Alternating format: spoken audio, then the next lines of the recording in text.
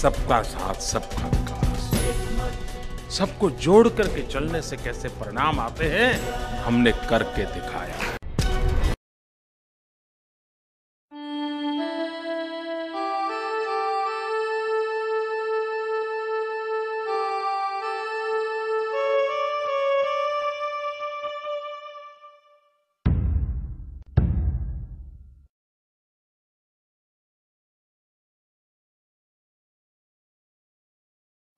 मित्रों, मैं सपना देख रहा हूं। मैं खुली आंख में सपने देखता हूं और सपनों को साकार करने का रास्ता भी तय करके चलने वाला व्यक्ति हूं। અમારા વિસ્તારમાં નદીઓ પર ડેમ ચેકડેમ જેવા બંધો બંધાયા છે, જેથી પાણીનો સંગ્રહ થાય અને ભૂગર્ભમાં ઉતરે, જેથી ભવિષ્યમાં પાણીની સમસ્યા ઓછી થાય। इस बार हमने देखा है कि इतना इंटरेस्ट है गुजरात के लिए यहाँ बिजनेस करने के लिए कि कंपनीज अपने आप संगठन करके आ रही है। नरेंद्र मोदी की गुजरात में आप गवर्नेंस देखिए, टॉप क्लास। एक दफा नहीं, दो दफा नहीं, 3 दफा इस देश में यूनानिमसली डिक्लेयर कर दिया गया है कि सब बेस्ट एडमिनिस्ट्रेटेड स्टेट है गुजरात। हमारे नरेंद्र भाई मोदी प्रदेश के 14 मुख्यमंत्रियों में से सबसे अधिक स्थिरता यहाँ के शासन को दे सके हैं। There is only one person who has been taking a proactive stand against terrorism in India, and that is Narendra Modi. In course of time, I think the Chief Minister will find that he will not have to attract people to Gujarat. The question will be, you're stupid if you're not here.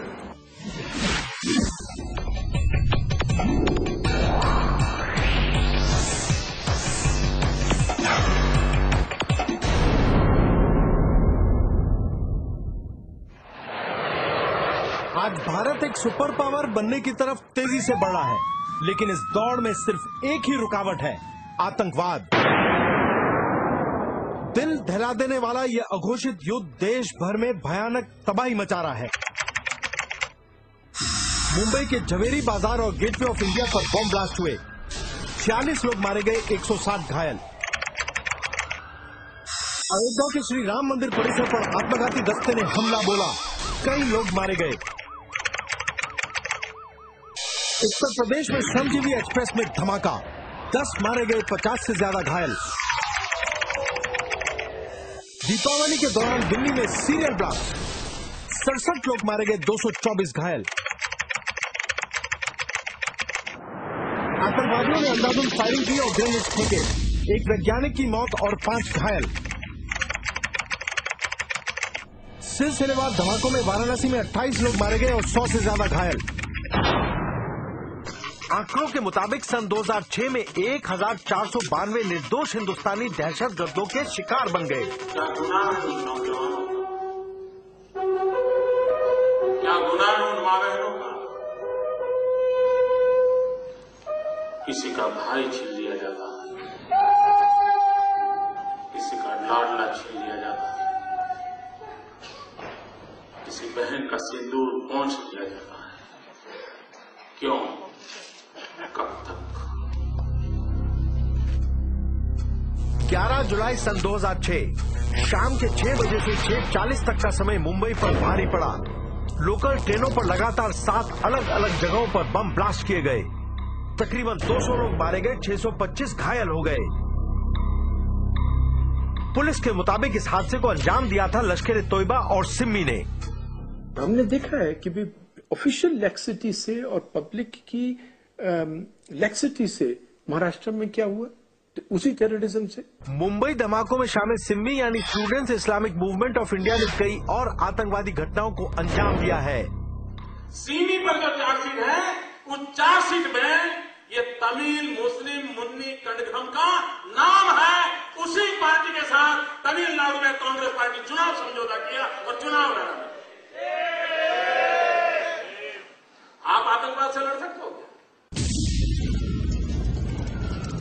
दुनिया भर के कई देशों ने आतंकवाद से लड़ने के लिए अपने अपने कानूनों को और भी सख्त कर दिया है, लेकिन यूपीए सरकार ने तो आतंकवाद के खिलाफ देश के सबसे मजबूत कानून पोटा को ही निरस्त कर दिया। एक काम जिन्होंने इस भारत मां की सेवा करते करते, जिन्होंने निर्दोष नागरिकों की सेवा करते करते अपने जान गंवाए हैं, उन शहीद परिवारों से सिर्फ वोटिंग करवा लीजिए और उनको पूछिए कि वोटा का कानून रहना चाहिए कि जाना चाहिए। अगर वो कह देते हैं तो फिर आपकी मर्जी, आप चला लीजिए। किसी भी सरकार ने जीरो टॉलरेंस डॉक्ट्रिन नहीं बनाई। अगर जीरो टॉलरेंस, अगर आज आप सच्चे दिल से पूछें, जीरो टॉलरेंस ऑफ टेररिज्म है सिर्फ गुजरात में है। देखिए, जब गुजरात में वो बड़ा इंसिडेंट हुआ था अक्षरधाम वाला, उसके बाद पुलिस बड़ी चौकस हो गई थी, एडमिनिस्ट्रेशन, पॉलिटिकल सेटअप जो है, और उनका एक लक्ष्य था कि टेररिस्ट को गुजरात में घुसने नहीं देना है। The only person I see doing that is Mr. Narendra Modi. I think Mr. Modi has the same nationalist streak in him than Mr. Putin, you know. He stand up for Indian value. He would stand up for India. He would stand up for the development of India. He would not allow any outside interference to come in the way of the development of India's nationality and psyche.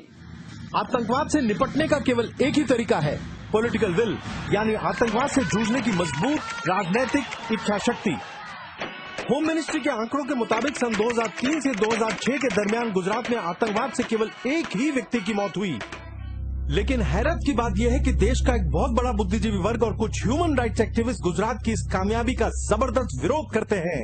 Narendra Modi की सरकार ने ये बिल्कुल स्पष्ट कर दिया है terrorist को, या जो भी टेररिस्ट को पनाह देने वाला हो, कि भाई ये 5-6 साल में उन्होंने ये क्लियर किया है कि देखिए सरकार इसमें आपको बख्शेगी नहीं। और ये सिग्नल देना सारी कंट्री में जरूरी है, और क्योंकि उसका सिग्नल इतना स्पष्ट है इसीलिए ये सब उसी को टारगेट कर रहे हैं। एक चीज को एक टेररिस्ट की व्यू पॉइंट से प्रेजेंट करना और उसको ट्रूथ समझना, और जो वर्जन पुलिस का हो या हुकूमत का हो उसको फॉल्स समझना, ये हमारी प्रेस की एक खास खूबी है।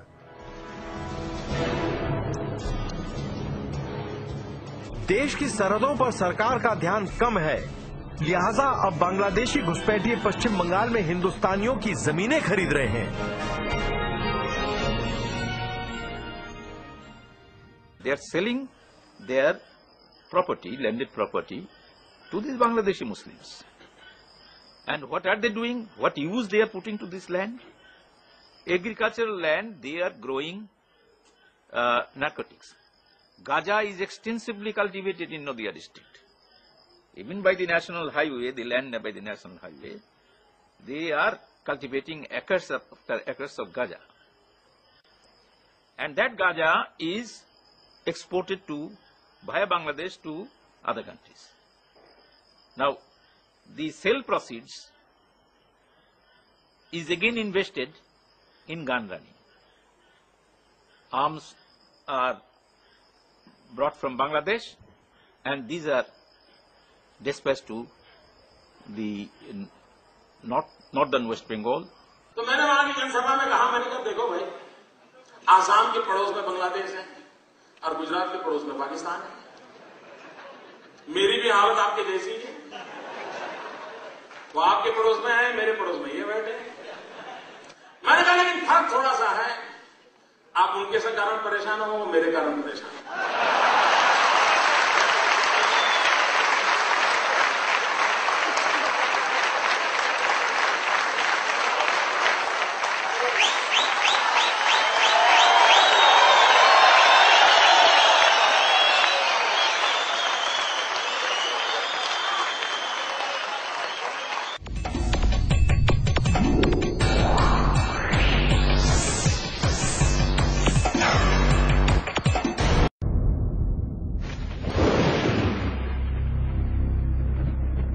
याद करिए, सन 2002 के गोधरा कांड के बाद यह बताया गया था कि गुजरात का मुसलमान खतरे में है। इसलिए हमने वहां जाकर यह पता करने की कोशिश की कि गुजरात के अल्पसंख्यक आखिर जीते कैसे हैं। यहां सुल्तान अहमद शाह की कब्र है। इसके ठीक नजदीक है अहमदाबाद की जामी मस्जिद। इस मस्जिद को सुल्तान अहमद शाह ने सन 1424 में बनवाया था।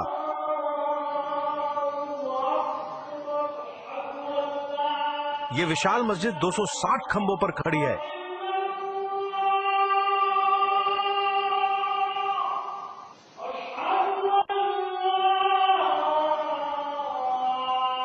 गुजरात के मुसलमानों की राय जानने के लिए भला अहमदाबाद की जामी मस्जिद से ज्यादा बेहतर जगह कहां मिलेगी?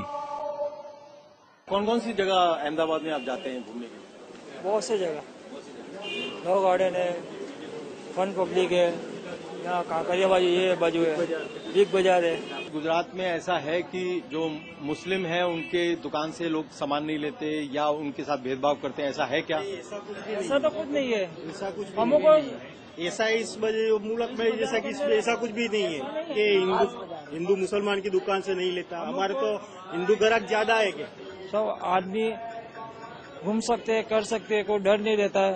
पहले जो आज से 85 के बाद पहले बहुत ही मगजमारी ने ये झगड़े के घर न थे ना, जहाँ भी जाते ये मगजमारी का घर ही होते थे।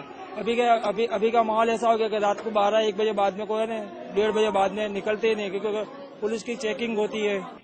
गुजरात में बिल्कुल सही है, सही अच्छा है, सब अच्छा है। कोई हिंदू हो या मुस्लिम हो, कभी कोई हमें परेशान करता ही नहीं। बिल्कुल फ्री लाइफ है जिंदगी। अहमदाबाद सिटी इतना सेफ्टी है, कहीं और सिटी नहीं हो सकता, इतना सेफ्टी है। और जो लोग कहते हैं हिंदू मुस्लिम ऐसे है वैसे है, लेकिन अभी तक तो मुझे ऐसा लगा ही नहीं है कि हिंदू मुस्लिम में कोई भी तफावत हो। नहीं, ऐसे तो कुछ डर वर नहीं है, निकल जाते हम ऐसे घूमने के लिए। गांव महेरपुरा, जिला साबरकांठा, तकरीबन 600 लोग यहाँ रहते हैं। 80% इस गांव में मुसलमान हैं। हमारे गांव में सामूहिक गोबर गैस प्लांट है, वो 90% गवर्नमेंट का और 10% लोक फाड़ा से हमने ये काम करवाया है। और सामूहिक मिनरल वाटर प्लांट है, सारा नागरिक मिनरल का यूज करता है। हमारे गांव में 100 घर है और 100 घरों में करीबन 70 से 80 मोबाइल है और 70-80 गाड़ियां हैं।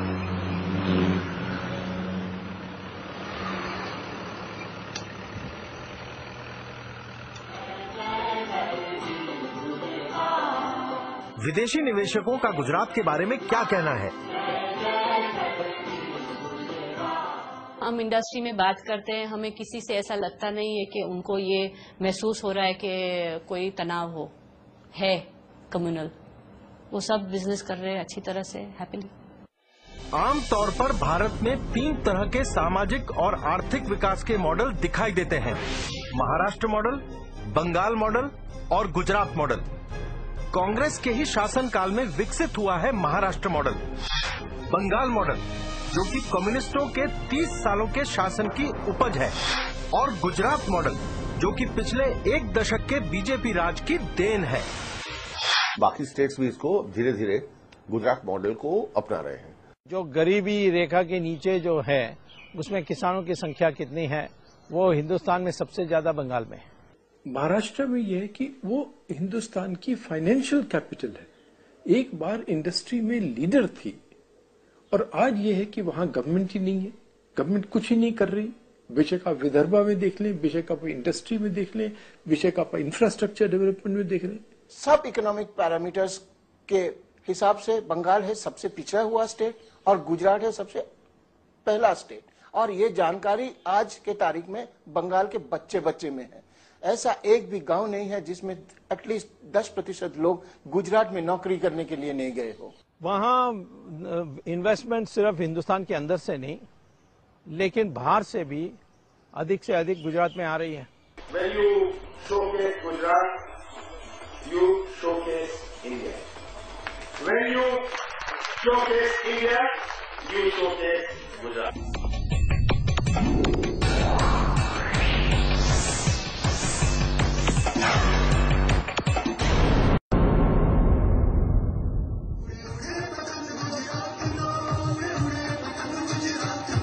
मित्रों, इस दिनों हिंदुस्तान के आसमान में गुजरात का पतंग नई नई ऊंचाइयों को पार करता चला जा रहा है। विकास की नई क्षितिजों को हम छू रहे हैं। वाइब्रेंट गुजरात ये शब्द नहीं ये जीवन का हिस्सा बन गया है। साबरमती के तट पर मनाया जा रहा ये पतंगोत्सव वाइब्रेंट गुजरात का मुख्य आकर्षण है। ये गुजरात की तरक्की का जश्न है। लोगों की मेहनत और ईमानदारी रंग लाई है। जिस साबरमती तट पर यह कार्यक्रम हो रहा है वो खुद एक बहुत बड़ी योजना का हिस्सा है। ये खूबसूरत पर्यटन स्थल आगे चलकर सारे देश के शहरी विकास के लिए एक जबरदस्त मिसाल कायम करेगा। यहाँ का क्वालिटी ऑफ लाइफ, यहाँ का HR का जो पोटेंशियल है, यहाँ पर इंजीनियरिंग कॉलेजेस जो बन रही है, यहाँ पर जो फोकस है मैनेजमेंट के ऊपर, मैनेजमेंट एजुकेशन के ऊपर, IT एजुकेशन के ऊपर, उससे बहुत बेनिफिट होने वाला है गुजरात को। For manpower planning, government has taken a decision to increase 10,000 seats in polytechnics and 10,000 seats in ITI next year, and necessary budget provision for this is also being made. तेजी से तरक्की कर रहा गुजरात अब हिंदुस्तान के बाकी राज्यों को काफी पीछे छोड़ चुका है। गुजरात की आर्थिक तरक्की की तुलना अब दुनिया के बड़े बड़े देशों से की जाती है। Press about India generally and Gujarat in particular is very, very favourable. There are obviously some excellent opportunities here, and Indian business is not only something which people talk about in India, but it's something which people talk about in terms of its impact on the rest of the world. And like I said, Gujarat is a big part of the Indian economy, and so it plays a very important part of that global impact of Indian business. I live in Antwerp, which is a large Gujarati business community, mainly in the diamond sector, also in shipping. And I'm not very close to them, but I do interact with them. And you see, they nowadays have a very positive impression of Gujarat's economic performance. And they do give credit to Narendra Modi for that. One element, for example, is his apparent incorruptibility. जैसा हम लोग कहते हैं ना, यथा राजा तथा प्रजा, उसी माफिक, उसी हिसाब से कि जब चीफ मिनिस्टर का इंटेग्रिटी डाउट में नहीं है, तो गवर्नमेंट ऑफिसर्स कहते हैं कि हम भी अच्छा परफॉर्म करना चाहिए। पश्चिम बंगाल और हरियाणा जैसे राज्यों से उलट गुजरात में SEZ को लेकर कोई विवाद नहीं है। 1600 किलोमीटर लंबा समुद्री किनारा, 11 एयरपोर्ट्स, 41 पोर्ट्स, 2200 किलोमीटर लंबी गैस ग्रिड, 74,000 किलोमीटर लंबी सड़कें और एक विशेष SEZ एक्ट। मेरा पूरा गुजरात ही SEZ है। SEZ का मीनिंग है इन Gujarat, S stands for spirituality, E stands for entrepreneurship and Z stands for gene. देखिए, गुजरात में एक बहुत बड़ा एडवांटेज ये है कि एक पोर्ट बेस्ड स्टेट है, यहाँ की कोस्ट लाइन इतनी बड़ी है और यहाँ पे गैस की अवेलेबिलिटी है, तो यहाँ पे पावर जनरेशन में तो हमेशा कॉम्पिटिटिवनेस रहेगी। और बाकी रकम से भी जब एडमिनिस्ट्रेशन अच्छा हो, माहौल अच्छा हो और प्रोएक्टिव हो यदि गवर्नमेंट्स, तो उसका एडवांटेज इंडस्ट्री को मिलता है। A large number of power projects are coming to Gujarat, the largest being of course the ultra mega power project. Manufacturing है तो इंजीनियरिंग में गुजरात का स्ट्रेंथ है। राजकोट है, बड़ौदा है, अहमदाबाद है, जामनगर है, इन सब सिटीज में काफी इंजीनियरिंग प्रोडक्ट्स बनते हैं और सर्विसेज मिलती हैं। तो this makes it easy for a Dutch company. उसको आउटसोर्स भी करना है तो उसको जो सेटअप चाहिए, जो मैंने देखा है डच कंपनीज मुझे कहती है कि वो तो यूरोप में भी काफी कम कंपनीज के पास ऐसा सेटअप होता है, वो यहाँ गुजरात में मिलता है उनको। हमारे यहाँ पीपा वाव से जयपुर तक गुड्स ट्रांसपोर्टेशन के लिए डबल डेकर ट्रेन हमने प्रारंभ की है और हम इसको पीपा वाव से पंजाब तक ले जाना, बठिंडा तक ले जाना चाहते हैं। आप कल्पना कर सकते हैं ट्रांसपोर्टेशन में कितनी बड़ा इंफ्रास्ट्रक्चर मिल जाएगा, एक बहुत बड़ा डेवलपमेंट होने वाला। हैरानी की बात है कि देश में बंद पड़ी आधी स्मॉल स्केल इंडस्ट्रीज अकेले पश्चिम बंगाल में मौजूद हैं, लेकिन गुजरात में लघु उद्योग तेजी से बढ़ रहे हैं। In the last 5 years, there has been an addition of 70,000 units in the small scale sector. Today, the number of small scale units in Gujarat stand at 3,12,000 units, an all-time high record. This state is one of the most progressive states in the country. It's the fastest growing. It has a government that works. And I believe that as India takes its place in the world, as Mukesh said, that Gujarat will be one of its shining lights. देश में हड़ताल और lockout की वजह से साल भर में 2 करोड़ 33 लाख मैनडेज का नुकसान हो जाता है।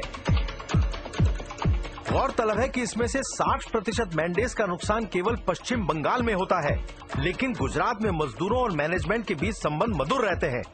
यही गुजरात की खुशहाली का राज है।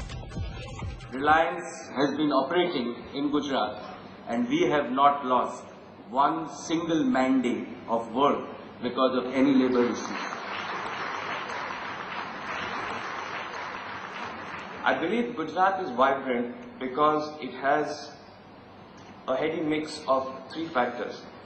It is fortunate to have at its helm very dynamic leadership provided by the Honorable Chief Minister, very high quality of governance, and it espouses a true spirit of partnership between industry and government.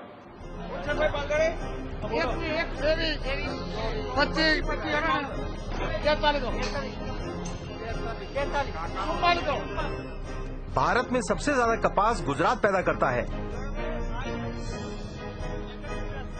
देश के 24% chemicals, 25% कपड़ा, 45% दवाइयां और 72% हीरे जवाहरात गुजरात में तैयार किए जाते हैं। विश्व के अनेक देशों की नजर में भी गुजरात के विकास का ये पतंग आसमान छूता नजर आएगा, ये मैं साफ देख रहा हूं। तो लोग यही कहते हैं कि पब्लिक पार्टिसिपेशन गुजरात में अत्यंत अधिकतम है, क्योंकि जो रिजल्ट्स आ रहे हैं उसके अनुसार लोगों में उत्साह बढ़ती है। जब तक उत्साह नहीं बढ़ेगी, पब्लिक पार्टिसिपेशन नहीं होगी।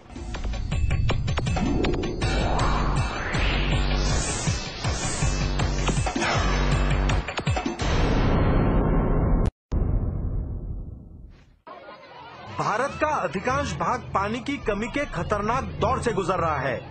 देश के 90% गांवों में आज भी पानी को जमीन से खींचा जा रहा है। चिंता की बात यह है कि ग्राउंड वाटर रिचार्जिंग को लेकर राष्ट्रीय स्तर पर कोई ठोस योजना है ही नहीं। Indira Gandhi institute of development research के मुताबिक रोजाना तकरीबन 85 लाख पंप देश भर में करोड़ों लीटर पानी धरती की कोख से निकालते चले जा रहे हैं। भारत के सुइसाइड कैपिटल विदर्भ में ग्राउंड वाटर यानी भूजल तेजी से खत्म हो रहा है। पिछले 10 सालों में ये 30 से 90 मीटर तक गिर चुका है। यही हालत है राष्ट्रीय राजधानी दिल्ली की। यहाँ पिछले 1 दशक में ग्राउंड वाटर का स्तर 4 से 9 मीटर नीचे गिर चुका है। 500 फुट 1200 फुट 900 फुट जमीन में काणा पाड़ी पाड़ीने 25-25 हजार वर्ग જૂનું પાણી ખેંચવા માટેનું કામ કર્યું છે। કેટલા દિવસ સુધી અંદરથી પાણી નીકળ્યા કરશે? દર વર્ષે બોર ફેલ જાય, કોઈનો 2 વર્ષે ફેલ જાય, કોઈનો 4 વર્ષે ફેલ જાય। ખેડૂતે જે મૂડી નાખી હોય એ પણ પાણીમાં જાય। એનો કોઈ ઉપાય ખરો કે નહીં? વાતોના વડા કરી ન ચાલે, કામ કરી બતાવવું પડે। एक समय था जब गुजरात में कम से कम 4000 गांवों को टैंकर्स के जरिए पानी पहुंचाना पड़ता था। आज जल क्रांति के युग में गुजरात का लगभग हर गांव टैंकर मुक्त हो चुका है। आखिर ये करिश्मा हो कैसे गया? गुजरात भर में युद्ध स्तर पर चेक डैम बनाए गए और बनाए जा रहे हैं।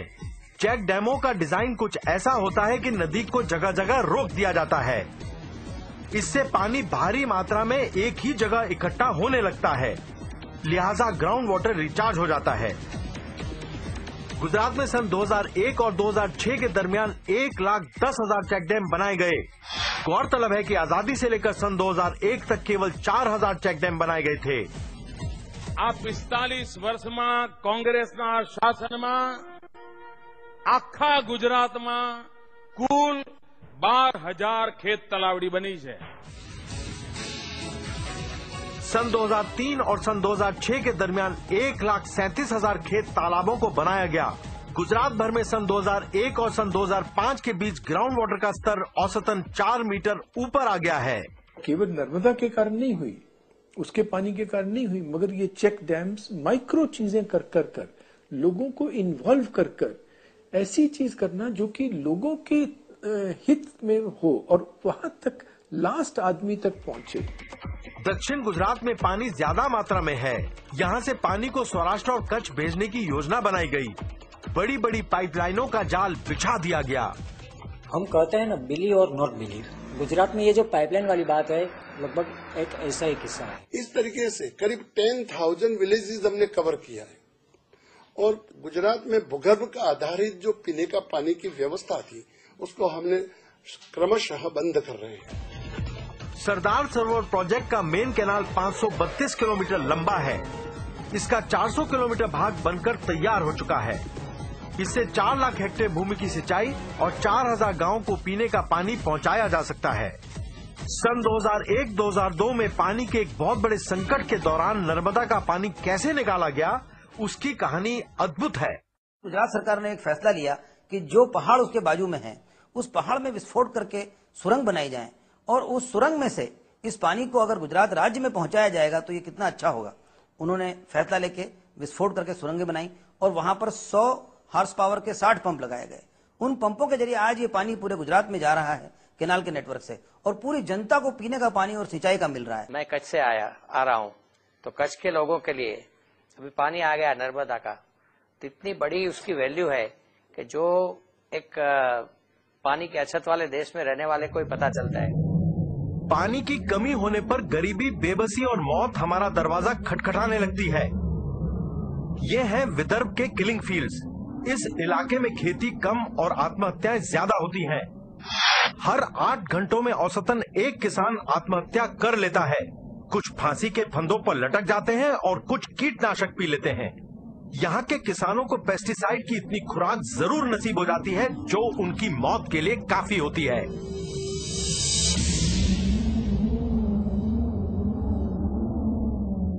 अठारह मई सन 2006 केंद्रीय कृषि मंत्री शरद पवार ने संसद को बताया कि सन 1993 और 2003 के दरमियान देश भर में 1,248,000 किसान आत्महत्या कर चुके हैं।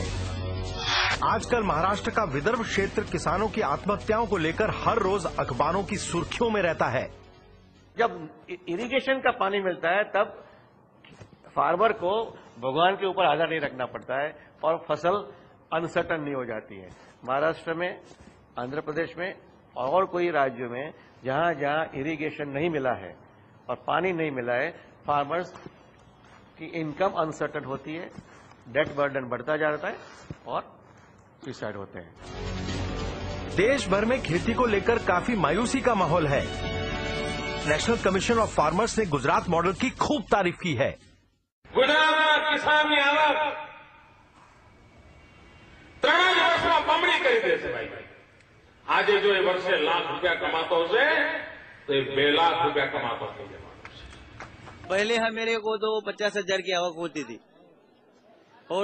और अभी तो उससे ज्यादा होकर 1.5 लाख की आवक हो जाती है। Whereas if you look at India, agriculture, where bulk of our people still derive their income from, in India is growing only at between 2 and 3.5%. Whereas in Gujarat, we have even maintained a double-digit growth in agriculture.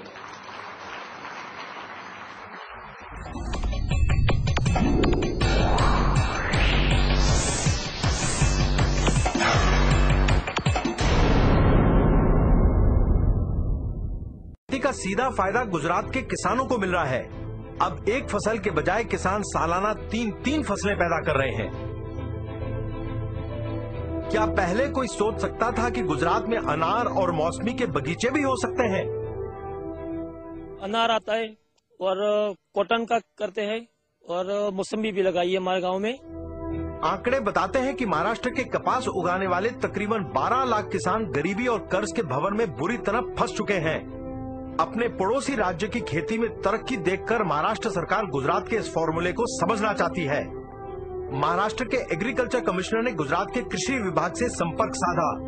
वो ये जानना चाहते थे कि गुजरात के BT cotton उगाने वाले किसानों की खुशहाली का कारण क्या है। Gujarat government has taken a number of initiatives in agriculture. They have tried to strengthen research and education.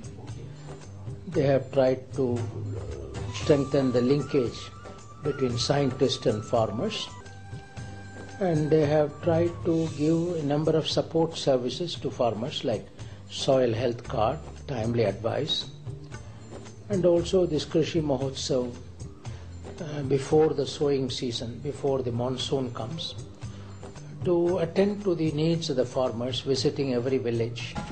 Soil health card योजना के अंतर्गत हर एक खेत से मिट्टी का सैंपल लेकर उसे लेबोरेटरी में टेस्ट किया जाता है। इससे ये मालूम पड़ जाता है कि किस खाद की जरूरत है और किसकी जरूरत नहीं है और कितनी मात्रा में उसका इस्तेमाल करना है। अपने बच्चों का तो हेल्थ कार्ड सभी बनवाते हैं, लेकिन मिट्टी का, जिसको अन्नपूर्णा कहा जाता है, उसका हेल्थ कार्ड केवल गुजरात में मिलता है।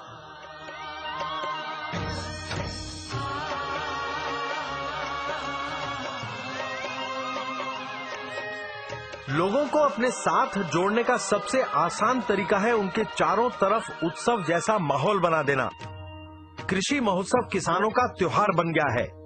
ये एक विशाल मेला है, तरक्की का, खुशहाली का।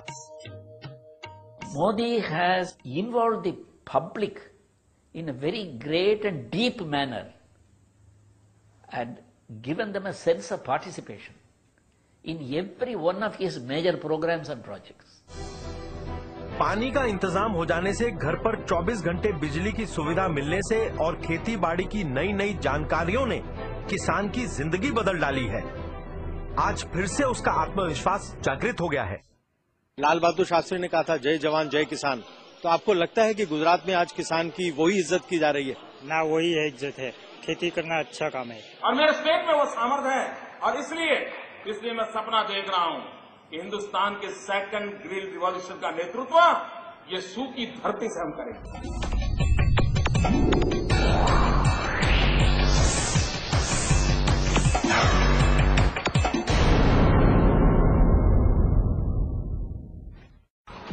सतही पानी की जब भरपूर व्यवस्था हो जाती है तो भूजल को बाहर निकालने की कम जरूरत पड़ती है।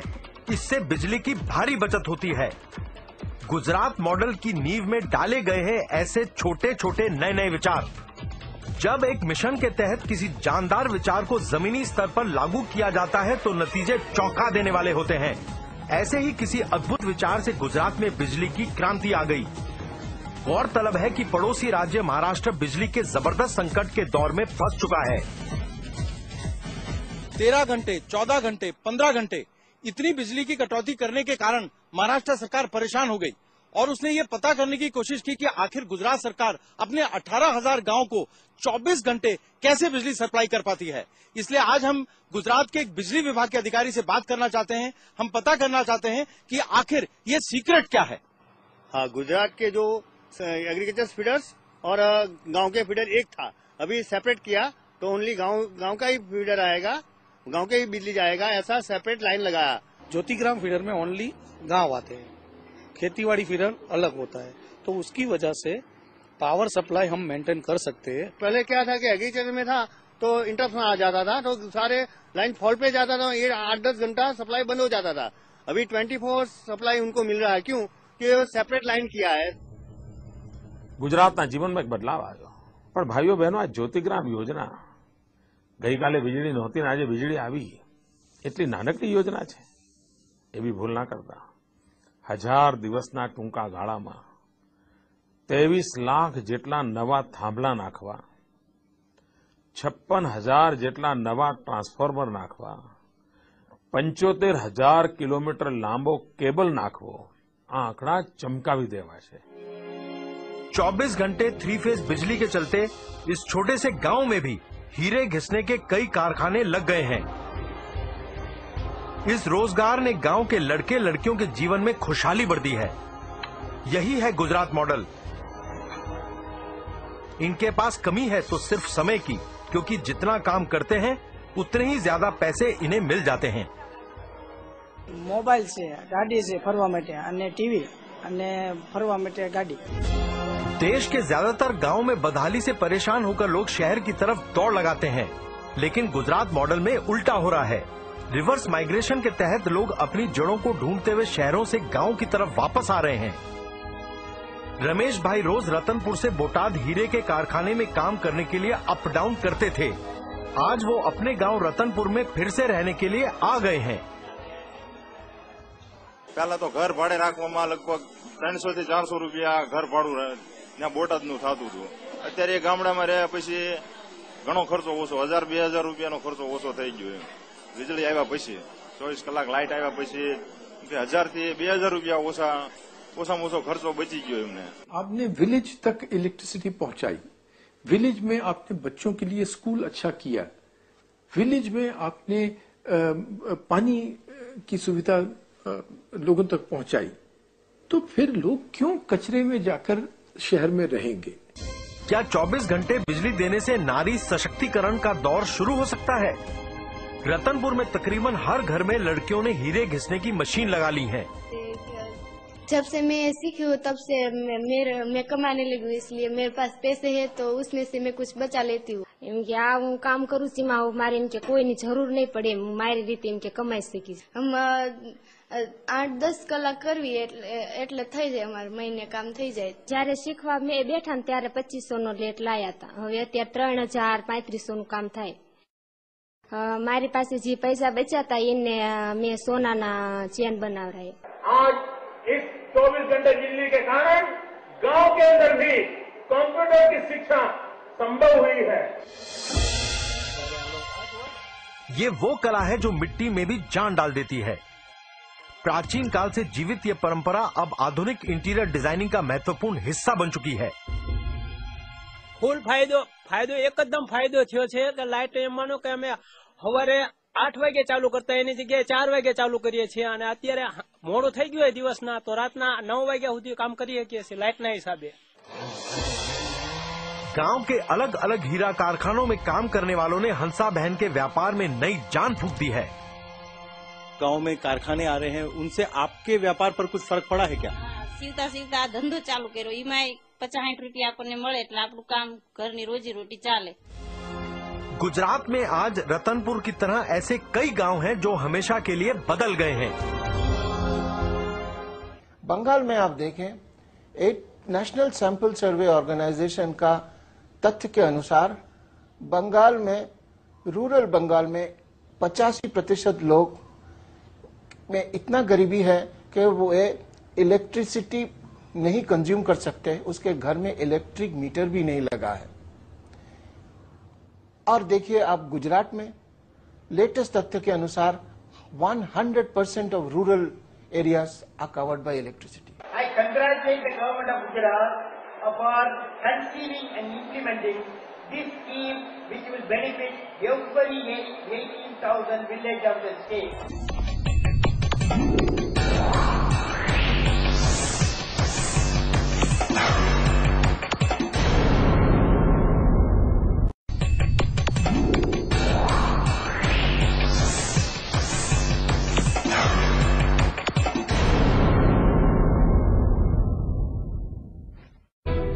जल क्रांति का सीधा फायदा गुजरात के किसानों को मिल रहा है। अब एक फसल के बजाय किसान सालाना 3 फसलें पैदा कर रहे हैं। क्या पहले कोई सोच सकता था कि गुजरात में अनार और मौसमी के बगीचे भी हो सकते हैं? अनार आता है और कॉटन का करते हैं और मौसमी भी लगाई है हमारे गांव में। आंकड़े बताते हैं कि महाराष्ट्र के कपास उगाने वाले तकरीबन 12 लाख किसान गरीबी और कर्ज के भंवर में बुरी तरह फंस चुके हैं। अपने पड़ोसी राज्य की खेती में तरक्की देखकर महाराष्ट्र सरकार गुजरात के इस फॉर्मूले को समझना चाहती है। महाराष्ट्र के एग्रीकल्चर कमिश्नर ने गुजरात के कृषि विभाग से संपर्क साधा। वो ये जानना चाहते थे कि गुजरात के बीटी कॉटन उगाने वाले किसानों की खुशहाली का कारण क्या है। Gujarat government has taken a number of initiatives in agriculture. They have tried to strengthen research and education. They have tried to strengthen the linkage between scientists and farmers. And they have tried to give a number of support services to farmers like soil health card, timely advice, and also this Krishi Mahotsav before the sowing season, before the monsoon comes, to attend to the needs of the farmers, visiting every village. Soil health card योजना के अंतर्गत हर एक खेत से मिट्टी का sample लेकर उसे लेबोरेटरी में टेस्ट किया जाता है। इससे ये मालूम पड़ जाता है कि किस खाद की जरूरत है और किसकी जरूरत नहीं है और कितनी मात्रा में उसका इस्तेमाल करना है। अपने बच्चों का तो हेल्थ कार्ड सभी बनवाते हैं, लेकिन मिट्टी का, जिसको अन्नपूर्णा कहा जाता है, उसका हेल्थ कार्ड केवल गुजरात में मिलता है।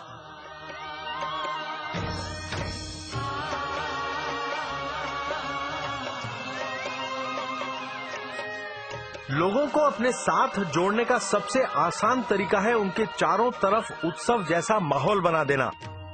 कृषि महोत्सव किसानों का त्योहार बन गया है। ये एक विशाल मेला है, तरक्की का, खुशहाली का। Modi has involved the public in a very great and deep manner and given them a sense of participation in every one of his major programs and projects. पानी का इंतजाम हो जाने से, घर पर 24 घंटे बिजली की सुविधा मिलने से और खेती बाड़ी की नई नई जानकारियों ने किसान की जिंदगी बदल डाली है। आज फिर से उसका आत्मविश्वास जागृत हो गया है। लाल बहादुर शास्त्री ने कहा था, जय जवान जय किसान। तो आपको लगता है कि गुजरात में आज किसान की वही इज्जत की जा रही है? ना, वही है इज्जत है। खेती करना अच्छा काम है और मेरे स्टेट में वो सामर्थ्य है और इसलिए मैं सपना देख रहा हूं कि हिंदुस्तान के सेकंड ग्रिल रिवॉल्यूशन का नेतृत्व ये सूखी धरती से हम करेंगे।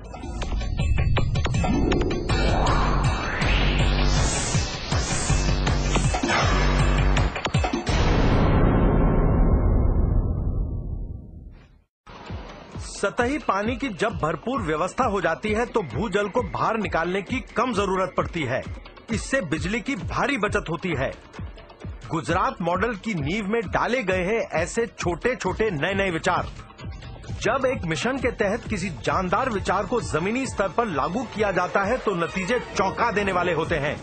ऐसे ही किसी अद्भुत विचार से गुजरात में बिजली की क्रांति आ गई। गौरतलब है कि पड़ोसी राज्य महाराष्ट्र बिजली के जबरदस्त संकट के दौर में फंस चुका है। 13 घंटे, 14 घंटे, 15 घंटे इतनी बिजली की कटौती करने के कारण महाराष्ट्र सरकार परेशान हो गई और उसने ये पता करने की कोशिश की कि आखिर गुजरात सरकार अपने 18,000 गांव को 24 घंटे कैसे बिजली सप्लाई कर पाती है। इसलिए आज हम गुजरात के एक बिजली विभाग के अधिकारी से बात करना चाहते हैं। हम पता करना चाहते हैं कि आखिर ये सीक्रेट क्या है। हाँ, गुजरात के जो एग्रीकल्चर फीडर्स और गांव के फीडर एक था, अभी सेपरेट किया तो ओनली गांव का ही फीडर आएगा, गांव के ही बिजली जाएगा, ऐसा सेपरेट लाइन लगाया। ज्योतिग्राम फीडर में ओनली गांव आते हैं, खेतीबाड़ी फीडर अलग होता है, तो उसकी वजह से पावर सप्लाई हम मेंटेन कर सकते हैं। पहले क्या था कि एग्रीकल्चर में था तो इंटरप्शन आ जाता था तो सारे लाइन फॉल्ट पे जाता था, 8-10 घंटा सप्लाई बंद हो जाता था। अभी 24 सप्लाई उनको मिल रहा है। क्यों? कि सेपरेट लाइन किया है। ગુજરાતના જીવનમાં એક બદલાવ આવ્યો, પણ ભાઈઓ બહેનો આ જ્યોતિગ્રામ યોજના ગઈકાલે વીજળી નહોતી ને આજે વીજળી આવી, એટલી નાનકડી યોજના છે એવી ભૂલ ના કરતા।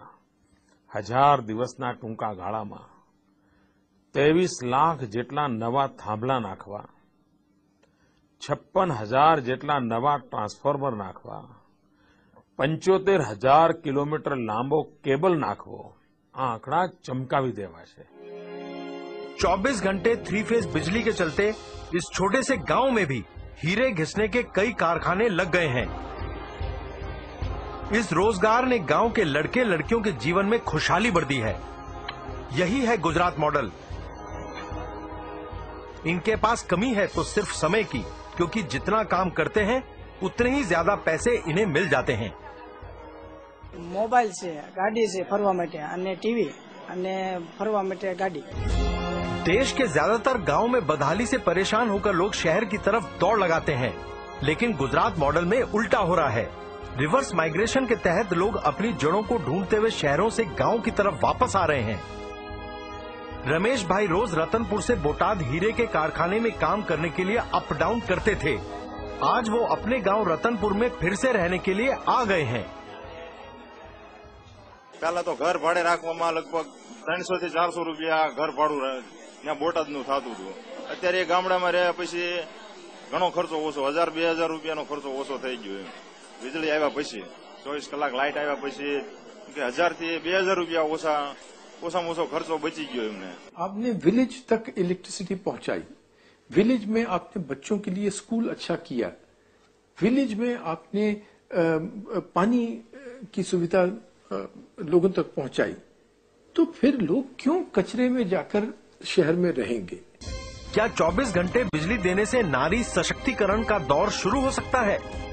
रतनपुर में तकरीबन हर घर में लड़कियों ने हीरे घिसने की मशीन लगा ली है। जब से मैं सीखी हूँ तब से मैं कमाने लगी हूँ, इसलिए मेरे पास पैसे है तो उसमें से मैं कुछ बचा लेती हूँ। इनके હું કામ કરું છું મારે એમ કે કોઈની જરૂર નહીં પડે, મારી રીતે એમ કે કમાઈ શકીશ। हम 8-10 કલાક કરવી એટલે થઈ જાય, અમારે મહિને કામ થઈ જાય। જયારે શીખવા મેં બેઠા ને ત્યારે 2500 નો લેટ લાયા હતા, હવે અત્યારે 3000-3500 નું કામ થાય। મારી પાસે જે પૈસા બચ્યા હતા એને મેં સોનાના ચેન બનાવરાયા। आज इस 24 घंटे बिजली के कारण गांव के अंदर भी कंप्यूटर की शिक्षा संभव हुई है। ये वो कला है जो मिट्टी में भी जान डाल देती है। प्राचीन काल से जीवित ये परंपरा अब आधुनिक इंटीरियर डिजाइनिंग का महत्वपूर्ण हिस्सा बन चुकी है। ફૂલ ફાયદો એકદમ ફાયદો થયો છે કે લાઇટ એમ માનો કે અમે સવારે 8 વાગે ચાલુ કરતા એની જગ્યાએ 4 વાગે ચાલુ કરીએ છીએ, અને અત્યારે મોડું થઈ ગયું હોય દિવસના તો રાતના 9 વાગ્યા સુધી કામ કરી શકીએ છીએ લાઇટના हिसाबे। गांव के अलग अलग हीरा कारखानों में काम करने वालों ने हंसा बहन के व्यापार में नई जान फूंक दी है। गांव में कारखाने आ रहे हैं, उनसे आपके व्यापार पर कुछ फर्क पड़ा है क्या? सीवता धंधो चालू कर्यो, एमांय 50-60 रुपया आपने मळे એટલે આપણું કામ ઘરની રોજી રોટી ચાલે। गुजरात में आज रतनपुर की तरह ऐसे कई गांव हैं जो हमेशा के लिए बदल गए हैं। बंगाल में आप देखें, एक नेशनल सैंपल सर्वे ऑर्गेनाइजेशन का तथ्य के अनुसार बंगाल में, रूरल बंगाल में 85% लोग में इतना गरीबी है कि वो इलेक्ट्रिसिटी नहीं कंज्यूम कर सकते, उसके घर में इलेक्ट्रिक मीटर भी नहीं लगा है। और देखिए आप गुजरात में लेटेस्ट तथ्य के अनुसार 100% of rural areas are covered by electricity. I congratulate the government of Gujarat for conceiving and implementing this scheme which will benefit every 18,000 village of the state.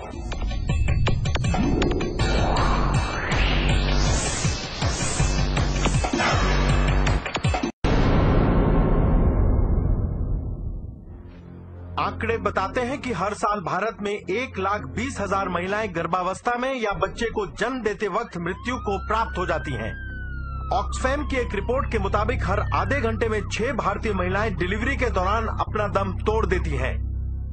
गांव में से जो दाई होती है उसको बुलाते हैं, वो डिलीवरी के लिए क्या करती है, कभी कभार पेट पर धक्का लगाती है, तो उसमें प्रॉब्लम क्या हो सकता है कि जो बच्चा है वो मर सकता है, या जो बच्चादानी है वो फट सकती है। ધક્કો મારે ને એટલે આપણે શરીર બધું ખેંચાય ને, તો આપણે કેટલું તકલીફ થાય ને, અને અહીંયા મફત આપણે અત્રો તકલીફ નહીં પડે। કદાચ છોકરું મરી જાય, કદાચ માને દુઃખ થાય વધારે, કદાચ માં પણ મરી શકે। मित्रों, हमने एक चिरंजीव स्कीम का प्रारंभ किया, जहां गरीब माता, प्रेग्नेंट माताओं को इंस्टीट्यूशनल डिलीवरी का प्रबंध किया, और उस चिरंजीव स्कीम के कारण हमने हमारे इन्फेंट मोर्टालिटी रेट को एकदम नीचे ला दिया, और आज पूरा देश गुजरात की चिरंजीव स्कीम का अध्ययन कर रहा है। गुजरात के 73% गैर सरकारी स्त्री रोग विशेषज्ञ अब चिरंजीवी योजना में शामिल हो चुके हैं। तो हमने प्राइवेट डॉक्टरों की पार्टनरशिप की, उनको हमने कहा कि आप हमारी सरकार का ये हिस्सा बन जाइए, और आपके अस्पताल में अगर बिलो पॉवर्टी लाइन की फैमिली की कोई महिला आती है, आप उसकी चिंता कीजिए, पेमेंट हम देंगे। મફત ડિલિવરી પણ થઈ અને એટલી બધી વધારે તકલીફ પણ નથી। भारत के हेल्थ मिनिस्टर ने कहा है कि पूरे देश में हम इसका रिप्लिका करेंगे। Singapore national research foundation board और सिंगापुर इकोनॉमिक डेवलपमेंट बोर्ड ने गुजरात को चिरंजीवी योजना के लिए सन 2006 में सिल्वर अवार्ड से सम्मानित किया। अगर प्राथमिक शिक्षा की स्थिति का जायजा लिया जाए तो भारत दुनिया में 99वें स्थान पर खड़ा है। यूनेस्को के मुताबिक पहली कक्षा से 5वीं कक्षा तक पहुंचने वाले 1/3 भारतीय बच्चे अपनी पढ़ाई बीच में ही छोड़ देते हैं। गुजरात ने स्कूल ड्रॉप आउट रेट को खत्म करने के लिए जो पहल की, वो बाकी भारत के लिए एक मिसाल बन चुकी है। आंकड़ों के मुताबिक ये समस्या लड़कों के मुकाबले लड़कियों में कहीं ज्यादा गंभीर है। હજુ પણ આપણા ગામમાં 100માંથી 80 બહેનો એવી છે કે જેમને કક્કો બારાખડી પણ આવડતી નથી। આ શિક્ષણથી વંચિત રહી ગયેલા નાગરિકોની વાત સાંભળીને મને પીડા થાય છે, મને દર્દ થાય છે અને એના કારણે આ ગામમાં હું આજે આવ્યો છું। मन में हो अगर कुछ कर गुजरने का संकल्प तो फिर किसी करिश्मे को कौन रोक सकता है। गुजरात में सन 1998-99 में primary school drop out rate था 48.18%, यानी 5वीं कक्षा तक पहुंचने वाले तकरीबन आधे बच्चे बीच में ही पढ़ाई छोड़ देते थे। लेकिन सन 2005-2006 में primary school drop out rate गिरकर केवल 5.13% रह गया। इस गंभीर समस्या को सुलझाने के लिए साधारण से साधारण व्यक्ति को जोड़कर एक आंदोलन खड़ा किया गया। मुख्यमंत्री समेत गुजरात सरकार के तकरीबन 700 अफसर गुजरात के हर उस इलाके में हर साल पहुंचे जहां पढ़ाई को लेकर हालत ज्यादा खराब थी। एक नानकड़ू वचन आपो मने कि हवे तमे तमारा दीकरा दीकरीने भणावो। हवे आपणा गाममां एक पण दीकरी अभण नहीं होय, आवो मने वचन आपो। हाथ ऊंचो करो तो मानो के तमे वचन आपो। છોકરોને ભણાવવાનો એ પ્રતિજ્ઞા લીધી કે છોકરોને અવશ્ય શાળામાં કાયમી નિયમિત મોકલવો જોઈએ। पहले आप लड़कियों को नहीं भेजते थे क्या पढ़ने के लिए? ના, પેલા ઘર કામ વધારે એક સાહેબ શાળા મોકલતા નહીં। શું નામ છે તમારું? કાજલ। તમે સ્કૂલ જાઓ છો? તમે શાળા જાઓ છો? હા। શું નામ છે તમારી શાળાનું? પ્રાથમિક શાળા કે પ્રાથમિક શાળા ખેરાડી પ્રાથમિક શાળામાં જાય છે।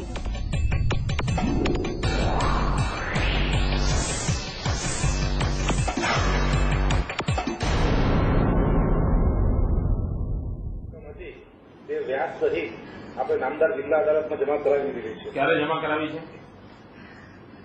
स्वागत ऑनलाइन एक चमत्कारी विचार साबित हुआ है। ये आम आदमी का प्रोग्राम है। अफसर से बात नहीं बनी तो अब मुख्यमंत्री से सीधी बात हो सकती है, ठीक सामने बैठकर। और अगर अफसरों ने कोई भी नाइंसाफी की है तो उनकी खैर नहीं। ये कोर्ट में केस जीती जाए અને ત્યાર પછી પણ પૈસા ન મળે એવી કેવી વ્યવસ્થા છે તમારી? કોર્ટ શું પણ કઈ તમારી મદદ હોય કે ના હોય ને? જી સર, બેન મારી પાસે કદી આગળ નથી સર આ બાબતે। ભાઈ એ બેન ક્યાં જાય? બધે જવું પડે ને? તમારે ત્યાં રૂબરૂ આવે તો જ તમે કામ કરો એવું છે? જી નહીં સર, આપની અરજી પણ કોઈ મળી નથી સર, એટલે અમને હવે તો તમને મળી ને, મને કહો હવે શું કરશો તમે? એમને પૂરી મદદ આપે, કોર્ટમાંથી પૈસા પૂરી મદદ નહીં, તમે શું કરશો મને 1-2 દિનમાં કોણ ક્યાં સુધીમાં કરશો એ કહો। गुजरात की विकास यात्रा की रेल नए विचारों की पटरी पर दौड़ रही है। द सेम इंफ्रास्ट्रक्चर, वही कोर्टें, वही मैदान, वही वकील, वही जुडिशरी। हमने इवनिंग कोर्ट प्रारंभ की दिस 14 नवंबर को। भारत सरकार के सुप्रीम कोर्ट के जज सीमा सबरवाल जी आए थे और पहली देश की इवनिंग कोर्ट का उद्घाटन किया।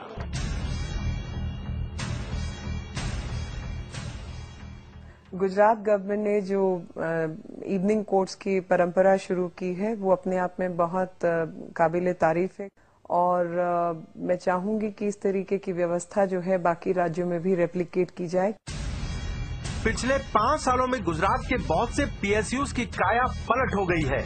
इसकी दास्तां ये आंकड़े खुद बयान कर रहे हैं। सन 2001 में गुजरात सरकार की बिजली कंपनियां 2542 करोड़ के घाटे में थीं। एक जबरदस्त टर्न अराउंड हुआ और सन 2006 में यही कंपनियां 200 करोड़ रुपए का मुनाफा करने लगीं। ये turn around is only because of political will.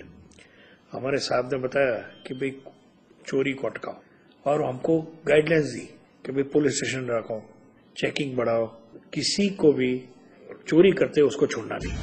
GSFC का सन 2002-2003 में घाटा था 390 करोड़ रुपए, लेकिन सन 2005-2006 में मुनाफा 437 करोड़।